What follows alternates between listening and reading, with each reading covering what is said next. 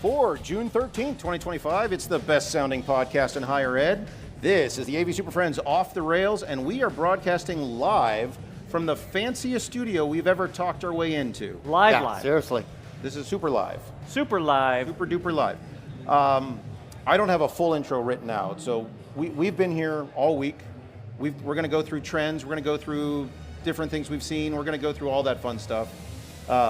But I just want to say thanks again to Avixa and Avixa TV for letting us invade your awesome studio and produce probably the worst hour of content. They might all regret week. this. They will, I'm sure. I assume we're going to be cut off momentarily because of all of the problems that we're causing. So, with that said, I do still want to introduce our panel. Justin keeps asking, are we still doing that? Are we still? Yes, buddy. every show. Every show? Okay. So, let's say hello to our panel of AV Super Friends. Today I'm joined by a specialist for happy hour logistics from Kansas City. Say hello to Mr. Jamie Reinhart. Bringing the best of the happy hours. Or the worst, I suppose. Or the worst happy hour. Also joined by an associate coordinator for booth breakdown avoidance from Greensboro, North Carolina, Mr. Larry Darling. I am ready to break down all the booths. The Hetma You're booth? supposed to be avoiding breaking down. Oh, true. And finally joined by our Senior Vice President of Aisle Carpet Fatigue Analysis from Bowling Green, Kentucky, Mr. Justin Rexing. My feet are very fatigued, that's for sure. The carpet fatigue, not your Carpet feet fatigue. fatigue. Can you reuse the carpets? Not my fatigue, but How did you get fatigue to be of Senior carpets. Vice President if this is the You challenge? fail upwards. Well, I'm not gonna. The Peter Principle. Yeah, I'm not gonna. Okay, well, with that said, we've put together a list of the top trends that we've been seeing all week. Larry, lead us off on this. What's our first big trend we've seen this week at InfoComm? Well, the first one, and I came here looking for Oracast and accessibility aspects of it, just to try to prepare for the next big thing I think is going to really impact the classroom space. I think this is going to empower us to better serve our students and give them options that don't force them to self-identify any issues that they might have.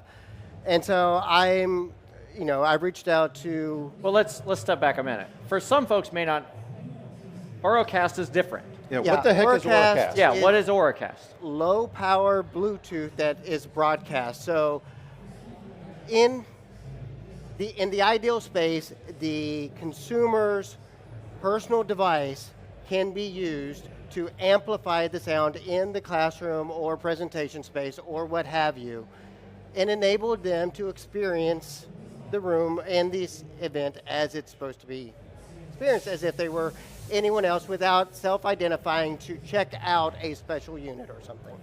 So we've been going down this path for, I don't know, a year or two at this point. Products are starting to roll out. We have solutions that are now available. So I came here to try to find what solution I want to lead with in my spaces. And all the hearing assist companies are making really good products at this point, but I'm also seeing it filter into manufacturers that I wouldn't typically associate with a hearing assist company. And that's exciting, because now if my built-in DSP or my microphone that I'm already putting in the space supports this, that's just an easier jump for me to have this as a standard solution in every space across campus. So because one of the topics of our show today really is disruptions. What do we as higher ed nerds see as disruptions into the higher ed space? Well, you kind of already described like assisted listening devices, and great, Larry. We already have those things. Yeah. Why is Oracast potentially a disruptor? I mean, we know it's Bluetooth. Great, Bluetooth, wonderful. So why is it disruptive? The disruptive to me is it's not reliant on us providing the student or the instructor with the solution. They come in with their side of the equation. We are enabling them at that point. That's a disruption. It supports multiple channels. We can do things like translation and other things at the same time. But just the fact that we're getting away from the self-identification is huge to me. Well, and I think some of the disruption you just brought up too, right? It's not just hearing impaired. Yeah. This translation services. Yep. There is even maybe sound reinforcement in the room is not great anyway. in a 300, 400, 7,000 seat auditorium. Now we can basically broadcast it. And what would be really beautiful about it, what we're really excited about, what we really want to see from these people down the way is, get it into the transmission phase, right? Let's get transmissions. Yeah. Now, we're all going to go to CES, right?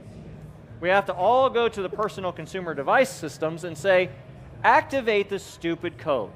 Activate the chip. It's there. From what we understand, it's there. The chipsets that they're using to build phones the last few years apparently already support it, some better than others, but it's not yet enabled broadly in software or in the software to activate the hardware on Android, iOS, whatever, and that is a downside. And that is the one concern that I've heard from some manufacturers is that it's the same reason we like having the instructor station PC, because we control the entire experience. We don't know what kind of computer the instructor is bringing into the room if we let their It always device. works, don't worry. Yeah. I've heard that not all chipsets in the mobile devices support it well yet. And so that is the It will be hit caveat. and miss. So that if we take another step back, one nice thing about Auracast is it's put together, it's a cadre of manufacturers, but it's part of the Bluetooth Special Interest Group standard. So it's an upcoming standard that should be widely adopted, it's widely available, and it's something that all they have to do is build it into their chipset. So we've seen it from companies like Sennheiser, from Listen, from Williams, which is great, but that requires somebody to have that correct receiver to do it, whereas the real promise of broadcast Bluetooth, wideband Bluetooth, is the devices you already have in your pocket, or in the case of people who need a what's the term here? Hearing aid. Yeah. Many of those already support Bluetooth, so they're already wearing it. And to say, yes, we meet the letter of the law by providing our own audio system, but here, wear this giant bulky headset, or wear this weird thing that dangles below your head, it's a non-starter for a lot of students. So where I'm hearing it from is the students who need that service hate the existing IR and RF systems because it's not a good experience for them. Well, and I was talking with Teddy earlier on the way here, and Teddy, getting the shout out. Teddy's getting a shout out on the show. And he was mentioning how he has students in lecture halls who connect remote to these team call remotely because they don't want to self-identify or they don't know the solutions available, because often when we put those old school units in, they sit in a drawer and they never get pulled out. This, if it just becomes part of the culture that every room across campus has this, we can meet the students' needs better. So, you came here looking for this. I came here looking for this. Success. found the What was your perfect success solution. rate?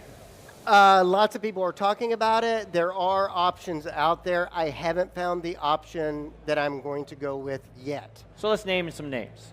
Who did you go see? I went and saw Williams. I went and saw Listen. I went and saw Aurora. I went and saw Catchbox. What about Nareva? Did you talk to them as well? I have not Nareva? talked to them. I was going to reach out to them after this. Okay. After the show? Yeah. So it's interesting to hear from some companies who you mentioned early on who would not be traditionally play in the assisted listening system market, who are, let's say, audio companies or microphone companies, or they create DSPs, who are now leaning into that because this is in software. This is something we can add this feature. We can set it up as a routable output on our DSP or on our processor or on our receiver, and now it gives additional capability. Or in the case of, it was Aurora, I believe, they're added as a little dongle. They say, we're going to give this additional hardware plug-in to our devices, so you can now add this capability. So now you potentially have assisted listening being provided by a system you may be using for something else, you may have already purchased, or it may be part of your spec or your scope, so you don't need to buy yet another box or provide another output to that. Exactly, and as I'm looking to redefine my standards in this next version, like if I can have that as part of my built-in system for tier 1.58, whatever tier we're on right now. How many tiers are you on? Yeah. 72. Exactly. If Mark's I can not just have here. that He's got the as a most. standard piece, then it becomes part of the culture. Students and instructors get used to it being there, and it just makes it easier for those people who need it to use it. So one of the things by the way, for our audience that's out there, one of the things we love about our live shows is we get to hear from you too. So as we go through some of these topics, if you've got something or you want to contribute to talking about Auracast or the potential of this, yell out so that we get a microphone out to you and we can hear And about we do what have you microphones that we can pass around. We did call you out, Teddy, by the way. Nothing. Teddy's got nothing. Anybody? Nothing at all. Yeah? Got one question? One question? Okay, let's do it. Question. Woo. We love to banter. Tell us we're wrong, for God's sakes. It's great. Yes. I just sat down, so I don't know if you already covered this. But, Yes, we have. Okay, thank you anyway. No, just curious for people with hearing aids and cochlear implants. It's so easy to use a loop, and they don't have the Auracast receive. They can't receive the Auracast signal yet. What do you expect in terms? When will everyone have the ability to use their hearing aid or their implant to pick up that Auracast signal? That is the question that we're asking too. Yeah. It's all Because- going to be based upon the consumer manufacturers of said hearing aids to be able to turn that feature on or off. What we understand is most of that is already built into the chips. It's just a matter of flipping the switch. Yeah, and then we keep bugging them. So we've spent all week going. In fact, we even bugged that guy sitting next to you. A lot. And keep yeah. bugging him. We even bugged him about it. We're like, hey, so how can we get this out there? When is a time frame? And just like it's a little cagey. Well, it's on our roadmap, like 6 months, 9 months, years, 4 years. So we're trying to force it from our end because it just seems like it would be the right fit, especially for, like in our world, right? There's younger generations live on these stupid devices anyway, right? They've always got a thing in their ear or their headphones, or they always have their phones, they always have their iPads. Or higher ed, it's the other side of the age spectrum too. What are professors, right? Some of them are utilizing this technology too. One of the cool things we like about this kind of technology in a classroom is the instructors. Yeah. The instructors like to have that hearing assistance for themselves, especially with hybrid HiFlex, because they don't hear it very well coming out of the room sound system. But Or then even it's right there students their in the ear. back of the room they Yeah. can't hear. So we've even had, I think it was you, had that experience in one of your classrooms. You had an Yeah. instructor that wanted it for We themselves. had that. Yeah, it was very difficult because we had to put in a DSP and route and send the signal over here and get it into their headphones and make sure that two-way communication still existed and was persistent. But without Auracast, that was very difficult and very expensive. So, I mean, that's a great question, and I encourage you. That's why we named names earlier. Yeah. Go to each one of those names and give Ask them a them little what questions. for. Anything else on like our disruption of Auracast or assisted listening in that avenue? The only other thing that I would have is Justin actually mentioned shocks. Oh, Yes. yeah. I know them from biking and from running. They make bone and induction headphones. They have an application that I never Yeah, thought so I had a client on our campus wanted me to develop a helmet for individuals that might be on the spectrum to be able to ingest audio without getting earbuds directly into their ears. And this helmet was going to have speakers built into it, and they wanted me to send audio directly to that somehow so they could hear what's going on in the classroom or that training session. I haven't really started that because that seems really difficult. Then I came across Shocks, right? shocks. And they make headphones that are bone induction headphones. So we're going to try those out for those Zoom and Teams calls. Let those individuals wear that and see if that does work for those people in that Yes. ADA environment. Yeah, the tactically sensitive. I mean, there's some really great cases for that. Yeah, they're made so that for bicycles, right? Yeah. That's So where we they can came hear from. the traffic around us, but They just have- as an accessibility standpoint, that's an awesome use case. Yes. So carrying on to our theme of disruption here, and we were already talking about audio and audio processing. One of the other disruptors that we've seen this year, more so than ever, and for years we've been talking about the need for smaller physical audio processors, smaller physical DSPs. While having a lot of audio processing I/O is great, it's not always needed, and invariably you cross a certain threshold where I'm out of, a small one only has 3 or 4 inputs, and by the time I use that, I buy a giant rack mount system, which depending on how I'm building a system means, do I need to rethink the furniture or the location where that's getting mounted, because it's rare these days that I have a full rack in a classroom or anywhere nearby. But we've seen a number of smaller DSPs come out, a lot of smaller audio processors that are much more capable. We have the two that come to mind immediately are the Catchbox Hub, which acts both as a microphone receiver, but also as a full-fledged DSP for all of your audio processing. And Larry, you mentioned that does enough and more, but it does enough for you to use it in all of your general classrooms, and it's only the rarest occasion when you would need more than that. Yeah, I think that product, in the way they've built it and made it more flexible this year, I really think it fits the need for my tier 1 through 4 rooms, so I can handle that. How many tiers do you have? I got 5. 72. 5 is other, but like 5 is anything other. outside of a large auditorium, I rarely need more than a couple handhelds, a ceiling mic, and my program audio. Other than that, I'm good. Yeah, just Yeah. a basic voice lift. Yeah. Yep. And one of the things here is that, like, we all use the standard DSPs, right? We all have the big companies. You all know who they are, and we don't have to name names for that reason, right? But we all have these spaces where we just require something smaller. Think You about don't have those the budget for it? No budgeting for a big... not a lot of budget. Yeah. And yes, most of those make the half rack U, whatever, but they're still not necessarily all that affordable. Or they're more complicated than they need to be. What if you're in the ecosystem?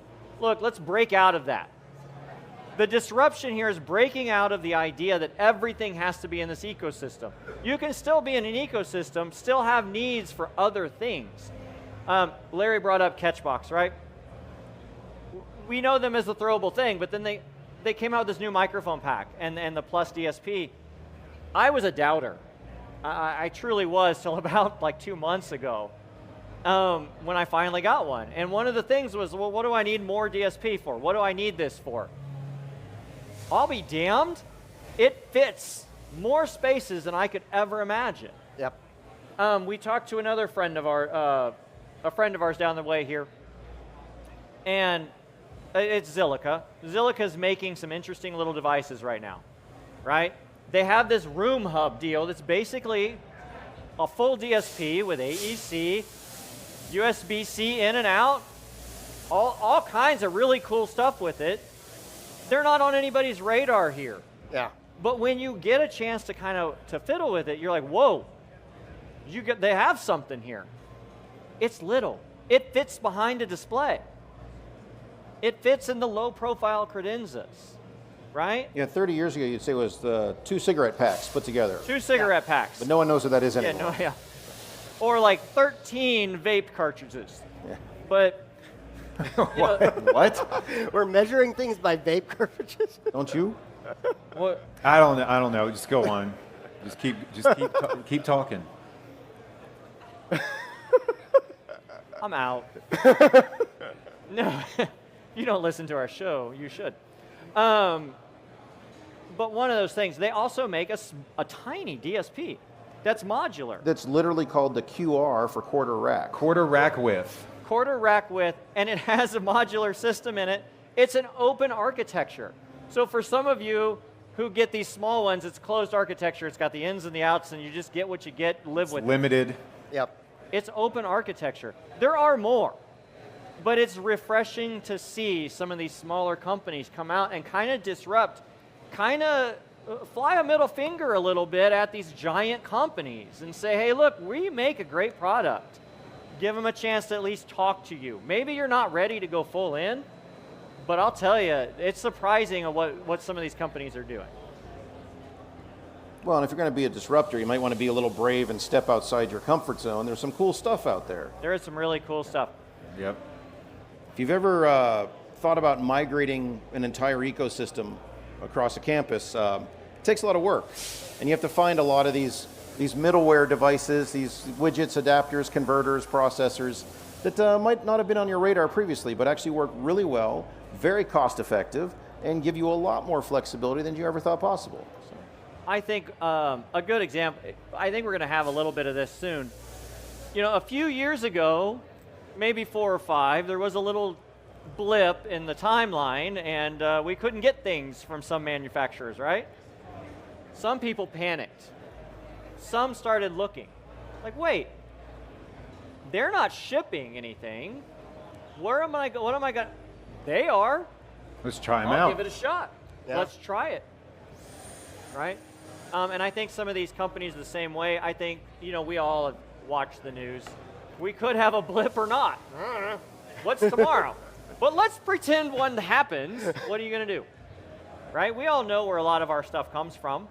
Yeah, we all are tuned in to what the current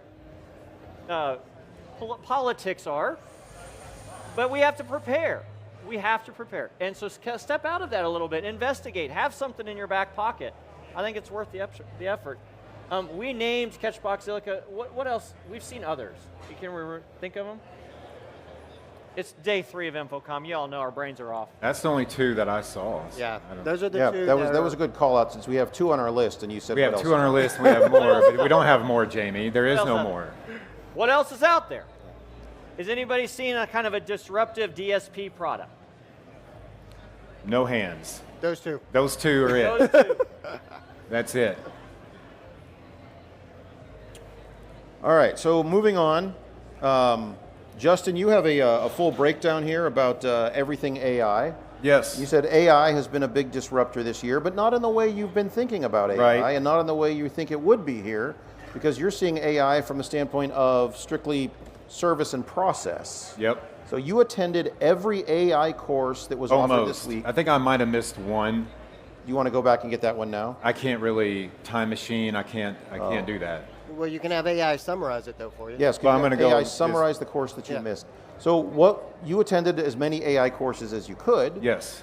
What was your takeaway? What'd you find? What's interesting? What's causing disruptions in the world of AI related to AV? So if we roll back some time here, last year there was a lot of promotion from manufacturers talking about, oh, this product has AI built into it, this product has AI built into it. And I started to think, you know, is this really real AI? Is this fake AI? Is this marketing? What's going on here? So I decided this year to take every AI session that existed.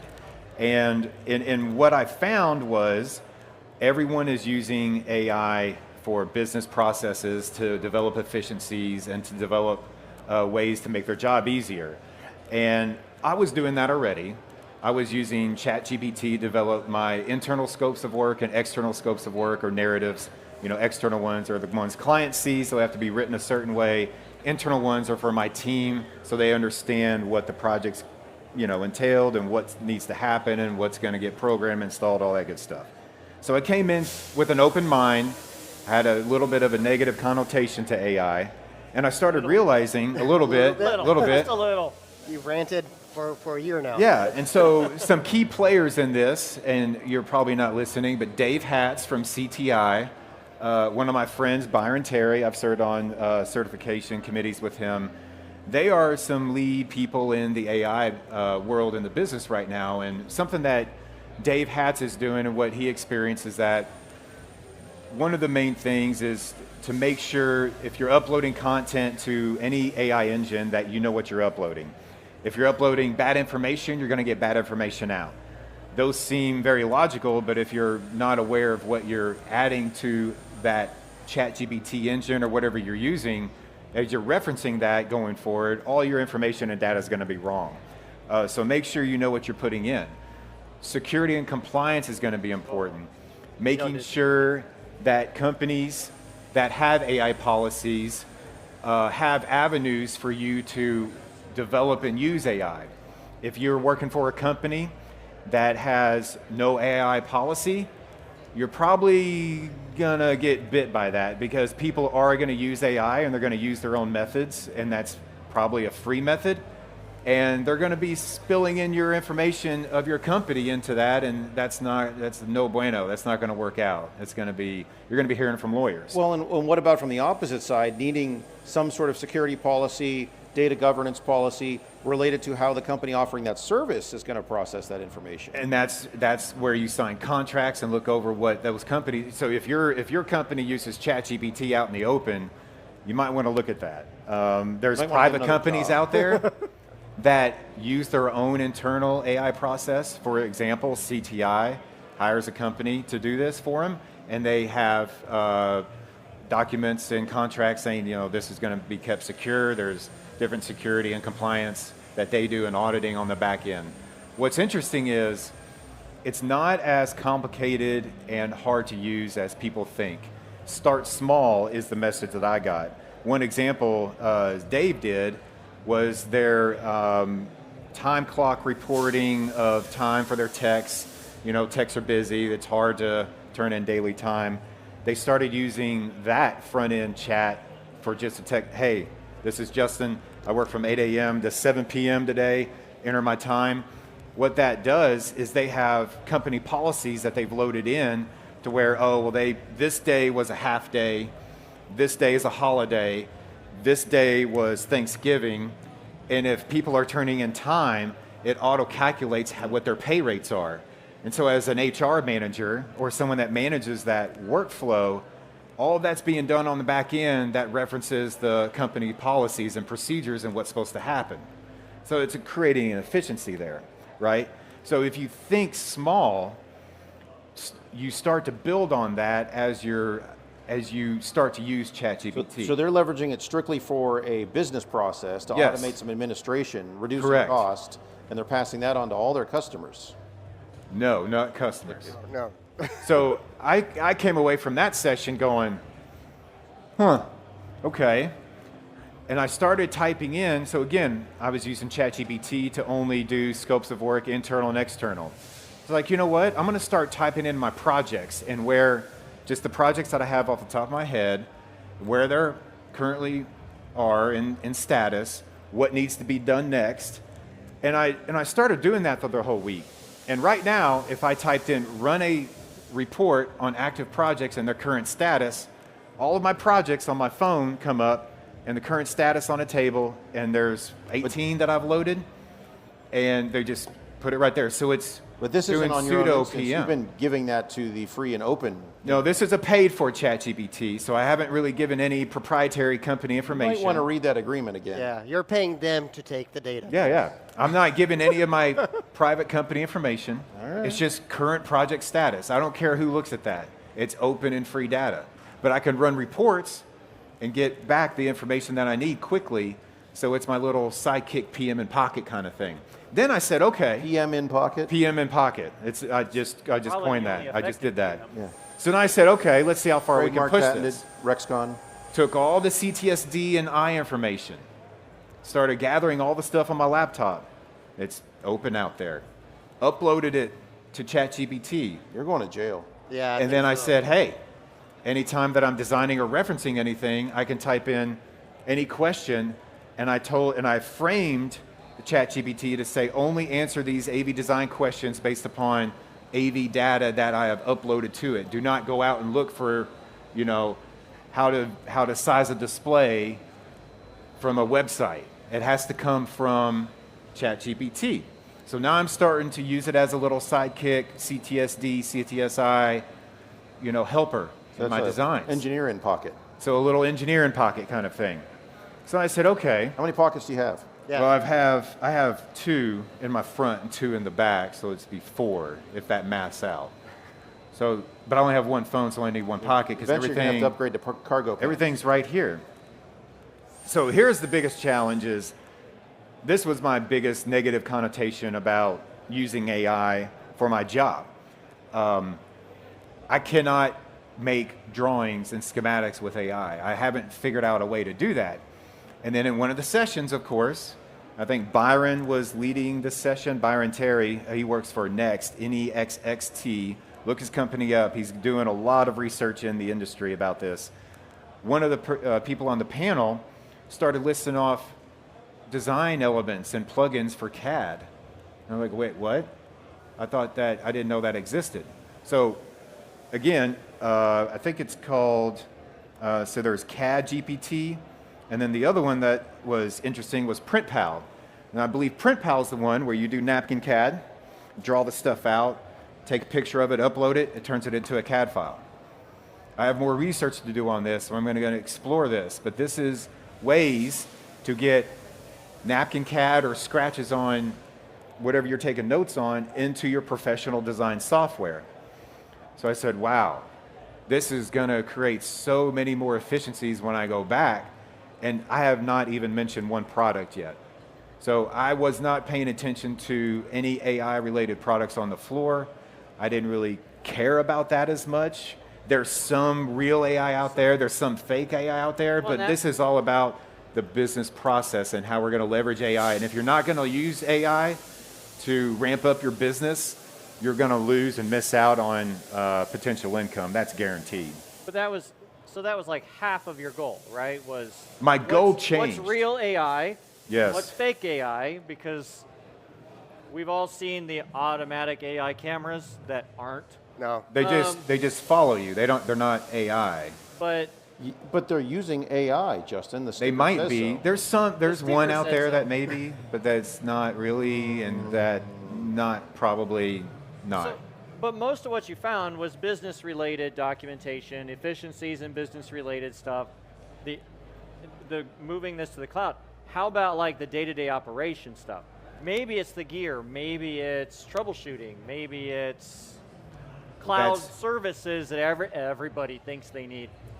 Did you find anything there that you would that falls in your category? Yeah, I actually had an employee here from my business, not from the university, kind of taking him around and showing him things. And we came up to, I think, e-commerce, and there's Liberty and a few others that have software platforms that have ChatGPT-like engines in them to where, let's say if you're a client operating a room and you have a problem, for instance, we always had this call, I can't hear the audio in the room from Zoom.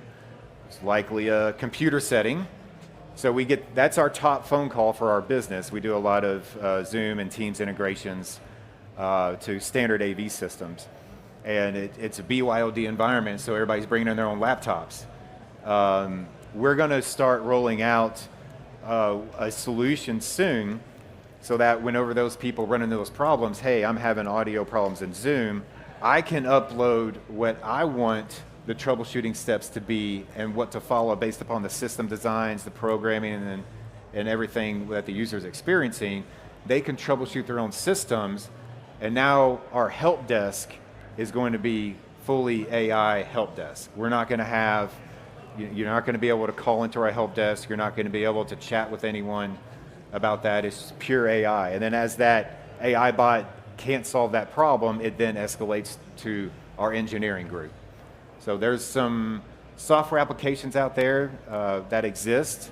If you have issues staffing, there's some. And some of those same companies also have their own software applications where they will diagnose that there's a problem and automatically start the troubleshooting process. Yeah, there's open APIs to all this stuff where, for like Larry said, if there's something going on, you have to reboot the system, you can tie that hook into your system and make that system reboot.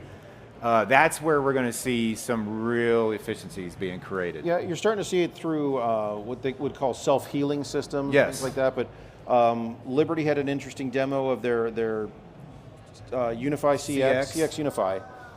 CX Unify. We just call it CX. Where they're building an AI engine into that where it can look at the most common help tickets that come up and say, hey, in this particular space, the issue's usually related to one of these two issues. Let's check these two things first because it's probably one of these two based on the last number of calls.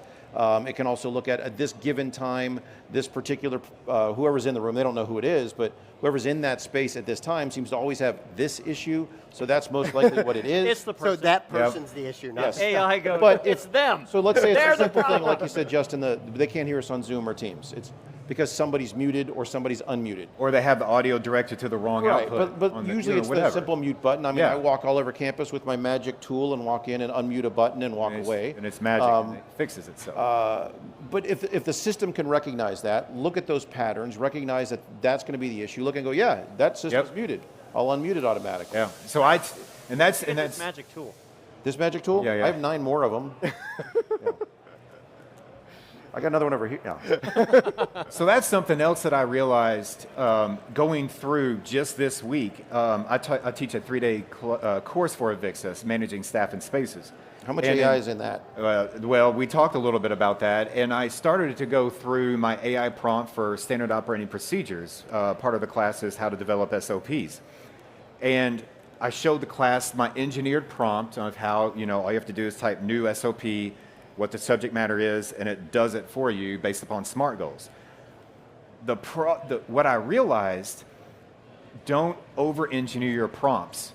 If you are talking to ChatGPT or another AI engine like a human being, it's going to become more natural, and especially in your help desk tickets, those users are not engineering prompts. No. They're talking to it like somebody was on the other side. So as you're building the data in your AI engine, whatever that is, try to not over-engineer your prompts. Talk to it like you would talk to a person. And as time goes on, you have to be patient. It's going to learn and adapt and focus that data back to you the way you want it. So you came in a little skeptical. Very skeptical. Came in not knowing which way you're going to lean. I was thinking all this AI stuff on products, and I want to, naysay about that. And I was already using AI, but it opened up a whole new avenue of how to really use AI to create So disruption. tremendous efficiencies.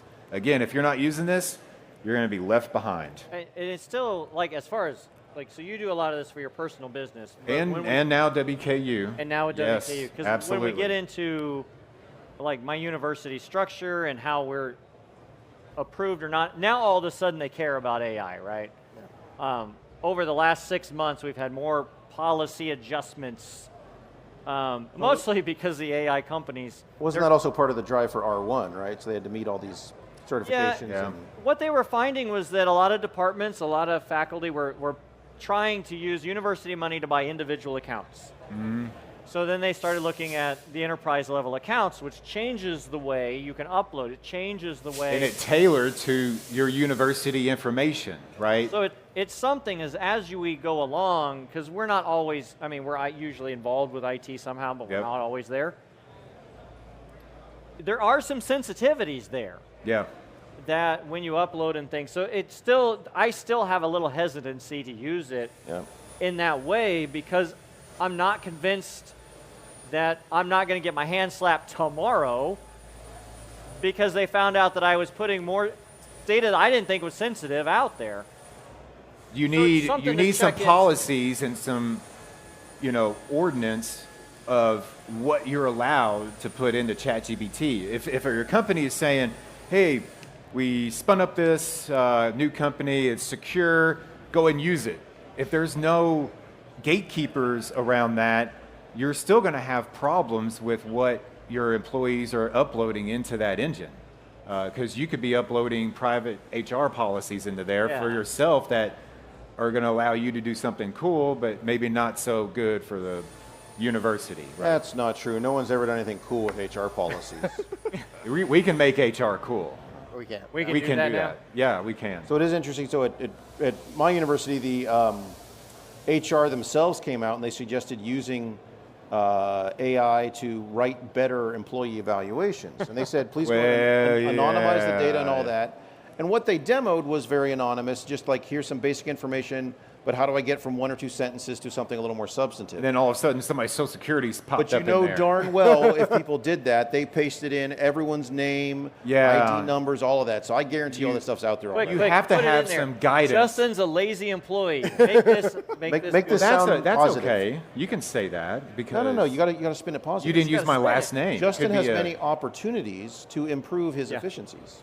But watch the data that you're inputting into Yeah. these systems, and if you're responsible with your data and it's accurate, you're going to get tremendous value back.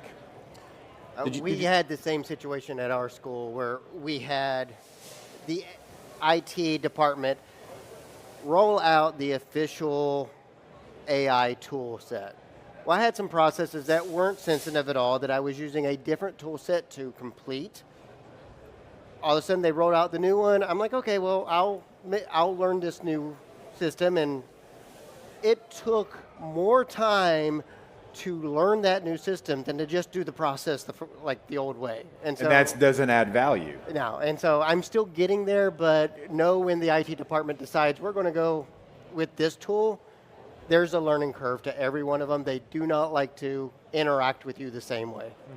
So, disruption, potentially bigger disruption. It's going to get bigger. That's 1,000% factual. AI is going to get bigger and bigger every year. Companies are going to leverage it. Again, those who don't, they're going to be left behind. So Justin, related to AI's use of products on the floor, did you see anything out there, even from the software side, business process side? And I was so distracted with inputting data into my phone to see just what I got. walked into I didn't even Teams. like see anything. I mean, you know, Like a teenager. it's like, oh, I got a new tool. So I did go buy X10. I use X10 AV's software for doing my design and building materials and things, and they've added kind of an AI chatbot into Yeah. that, where, and even in the demos, and they're open about it, where they say, this will learn how you build rooms based on your common bill of materials, your library, but it's You got to only- be patient. Yes, you have to be patient. It'll take several weeks for it to kind of Yes. figure out your process, but it's also only as good as the data you put in. And they have a monstrous shared library, a lot of which isn't accurate. And I'll be honest, I don't trust shared libraries Right. of products. I may copy something into my library and then go in and modify it so it fits better for my needs, but also maybe there's features or even ports Yeah. on a device that I'm never going to use. I take them off of there because That's- it's just not relevant. So it's going to take that amount of kind of customization to leverage some of these systems. It's going to take weeks, months, whatever, a year or two for it to figure out how you do things with these processes, so that will make you that much more efficient, because it will learn how you do it as opposed to how it's been generically trained to do it. So I like that I'm seeing some of these efficiencies being, I was going to say being done away with, but efficiencies being kind of led down that path of going away, in the sense where software can automate some of that, but it's not quite there yet. And that's a great point. Is the main thing to take away from this, if you're inputting data into ChatGPT and doing a copy paste into whatever you're sending your information to, you're doing it wrong. So you have to verify the information, especially in the beginning where you're starting to input data in, you get the result back. If you're just doing a copy paste, that's not going to work out well for you. If you start to talk to it like a human, give it accurate data, frame that and train it, eventually in maybe a year or two, you can start doing copy and pasting because you've trained it to basically talk and act like the way you want. Yeah. Are you sure you want that? Maybe. Then he has a Justin in pocket. I have my, mini Justin. Mini Justin. I'm not Mini-me. sure the world's ready for any Justin. Oh, they're ready. They're going to be ready because it's coming. All right, well, let's move on from there quickly. Yeah. So one of the other things that we were talking about this week as far as disruptions that we've seen is, and it's not necessarily unique this year, but we've had good experiences this year in particular, is the ability to talk directly with the manufacturers, specifically about either challenges we're having, either with an existing product or we need something modified for one, or just to give advanced feedback or make new suggestions on something that it's really close to what we need, but it's not quite there. Could you do X, Y, and Z? And I think we've all had good experiences with that, talking directly with them. In many cases, the engineer who designed it, or the patent holder, or the owner of the company, Or who standing right programmed there, it, or whatever. the programmer who actually wrote the software, and the ability to have that direct one-on-one interaction, which has been invaluable. So I know I did that a couple of times. What did you guys find as far as that direct interaction with manufacturers? I've seen a huge difference in the last several years. I was a design engineer at an integrator for 13 years before I started in the higher ed space. I never felt like in that role I had any say at all in the direction that products were actually being developed. I was just there shopping off the list, figuring out which of their widgets I could use to make this system work. Last several years, I mean, companies like Computer Comforts are reaching out to us. We're buying products from them that meet our needs, but they're taking the feedback that we give us and coming out things like the Evolve Lectern that takes the best features out of everything that they've learned from the higher ed groups and rolling it into one. having the same experience with Catchbox, with Zilliqa we were talking about earlier. They're reaching out to higher ed, getting valuable feedback, and actually working with the different universities to make products. And my experiences over the last 15, 20 years have been the same, right? At first, it was just, we were just buying off the shopping list, usually from whatever company everybody else loved at that time. Yeah. You didn't get a say. No. And you had the representatives come tell you what was cool, but you weren't ever sure your feedback got anywhere. But here in the last 5, 6 years, even the larger manufacturers, you know, we've had Q-Sys, Biamp, Panasonic. I mean, we've all had different ones, Extron, Epson. I mean, all of them have reached out, and they have higher ed groups. They bring us together. And what's really remarkable is sometimes this kind of thing happens November, March, and they show it, and they're like, hey, we're thinking about doing this thing. What do you think? And we tell them things like, well, that's stupid. Don't do that. Then they don't invite us back. Well, I don't get invited back usually. There's part of that. But we do tell them things like this, and then we come here. And by God, the stuff that we suggested is in the final product. Yeah. I think part of that is, I feel like they were more willing to listen this year for feedback. They're more accepting, and they have the buy-in for that somehow, versus maybe years before, they didn't. We give them feedback, and they're like, okay, we'll think about it, whatever. So, and I think the reps are doing a better job about, and especially within higher ed, again, reaching out. I know. You know, we have our podcast, AV Superfriends, you know, and there's the ETC and the Hetmas and the world, right? We're now a real market. And I'm also seeing some of our friends. I mean, some of them are sitting out here today. Some of them have had to move on to other classes and things. But they're also being invited to this. So it's not just the talking heads. It's not just the people we're seeing in the trade magazines. It's not just the popular kids, right? It's a lot of higher ed, small institutions, big institutions. The companies are listening now. And if they're not listening to you, force them to listen to you. Or stop buying their stuff. Or stop buying their stuff. They're listening with everything except for cloud-based control and things like that. Well, but I think we're starting to make inroads. So cloud-based control, right? Everybody thinks they have this cloud-based system that's going to be kick-ass, awesome. Everybody wants it. Just shell out the funding now, sign the POs. Don't worry that it's $600,000 a year because it's a per. Screw that. We can't do a per device fee at a university. Yeah. And we can't do it by the month. And we have some serious security concerns. Universities are terribly open, right? We are, my CISOs are like, look, it's a pirate ship waiting to be sunk, right? They're fighting off things all the time. And so we are targets too. I mean, huge targets. Yeah. From foreign students, money, it's all there. Universities are a giant target. And so some of these companies, they think, well, we're going to do these cloud services. You just connect to the cloud, damn it. It's great. It's not great. Get your security figured out. And I think we keep telling them this, and they wonder why. Hey, why aren't you enrolling in this? Because there's no way, man. There's no way. You're storing all this data somewhere else, and you didn't sign a security agreement. So start yelling at these companies and say, it's not that your product's a bad idea. That's not what we're saying.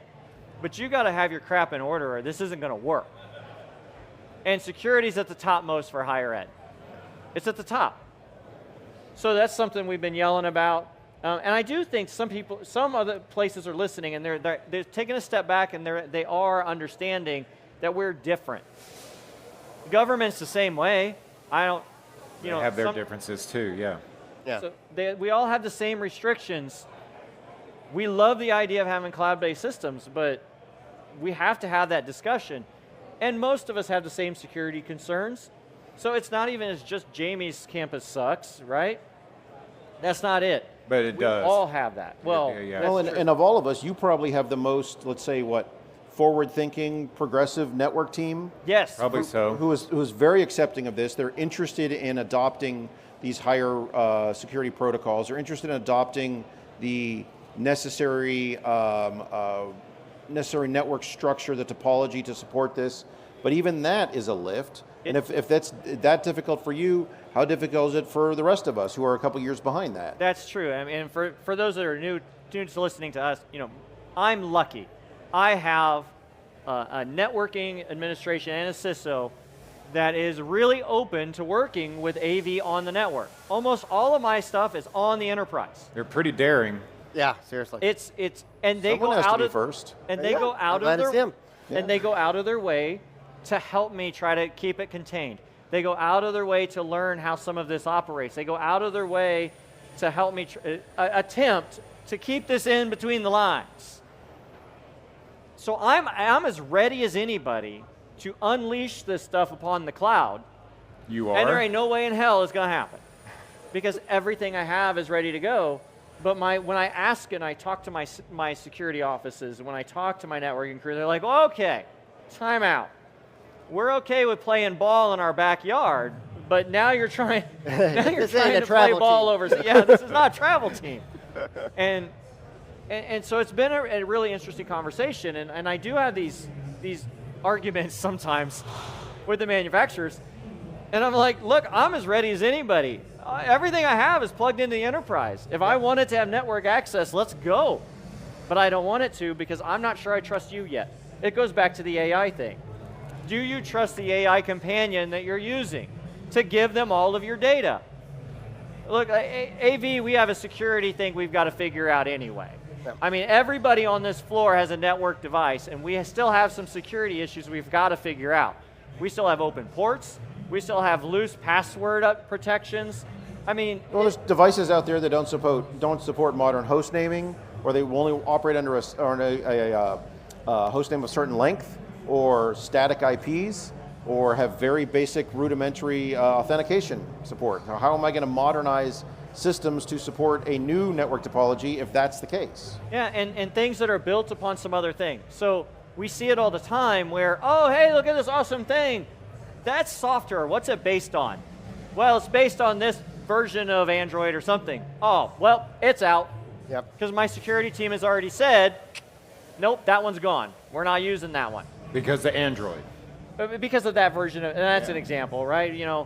But those are things that we really have to talk about as an industry, is that security of our products, especially in places where it's sensitive, if we're going to talk about cloud-based. Cloud-based will be a disruption, no doubt about it. Get the security shit figured out, because I'm done with it. But you're not going to solve it? I'm not solving it. I'm not that smart. That's why I'm up here. Yeah. If I was that smart, I'd be out there getting paid a lot. All right, any other thoughts or feedback from talking directly with manufacturers, conversations we had this week, and able to get some inroads on there? Ask lots of questions. Yeah. Force the conversation, folks. So we've had some good conversations with manufacturers who weren't considering certain features to add those in. We've had some actually remove them. I know from a conversation I had with a manufacturer earlier this spring, they canceled an entire product line based on the feedback we gave them at the time, because it was not going to be rolled out the right way and not going to be something we wanted to use, and would not buy zero of them, sort of thing. And so I'm sure that will show up next year. But sometimes that feedback is just as valuable as rolling it out in a vacuum. So I also I was happy I got to chat with one of the engineers who actually built one of the hardware boxes that I use. And he said he holds the patent on it. He's the one who designed it and built it. And I said, well, why doesn't it do this thing? He said, well, no one's ever asked that. So now he's going to go back and redesign it so it does that thing. So that's great for me, and that'll make my team very happy, because we have dozens of those things all over campus. And now to know it's going to actually work the way we want it to, even better. So I think it's a great opportunity to get out in front of manufacturers. And how much did that feedback cost you? That feedback cost me $14. Zero. Oh. Seriously? You guys aren't paying per feedback? No. Oh. I think you're getting taken. I need to go back and get that money back then. Yeah. Okay. Anyone else feedback to manufacturers? No? Yes? Just staring there blankly? Yeah. I know you've all had just told me stories this week about talking with manufacturers, so. I was dealing with AI Okay. stuff and software. I couldn't. Yeah, I was talking to them all couldn't. week, but All right. well, where can they find us, man?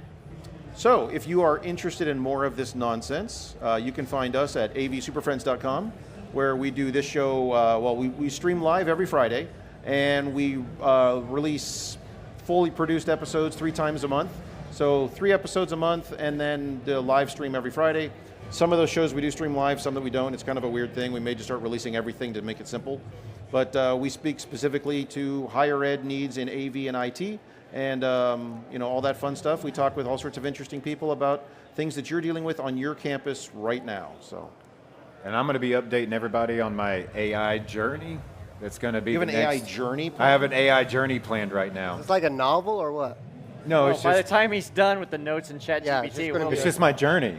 I'm going to have AI write the novel. Make it come out as a limerick. As a a what? limerick. A limerick. Oh, well, we could do that. So if you have ideas for AI, send them to Justin, and he will try them all, and we'll see how well that works. I have a lot to try when I get back home. Apparently, yeah. I do like the idea of you naming them all pocket versions of things. Like Yes. Pocket Me, Pocket CAD, Pocket HR, Pocket PM, Pocket PM, you need cargo pants. Pocket CTSD, Pocket CTSI. They're all available to me now at any time. I guess if they're all coming off your phone. Unless I'm in the middle of show floor with bad cell service. Yeah. Then it says, I've had good cell service. then it said retry. But otherwise, most of the time I have access to all that information. I think that's just ChatGPT blocking you because you're asking it too many questions. You do get that. It's So like, you need to calm down, sir. it does say that. If you chat with it too much, it'll tell you to like back off and like I've had enough. Like please go bother someone else. I'm not These really questions having- are boring me. Why are you Yeah. bringing this up again? Yes. Okay. Well, with that said, we're going to roll out of here. They've got more interesting and more informed people to bring on and talk to you guys. So we'll be back next year to cover more InfoComm, but please join us at avsuperfriends.com or on the socials. AV Superfriends, you'll find us everywhere. And join us on Fridays. Thanks very much.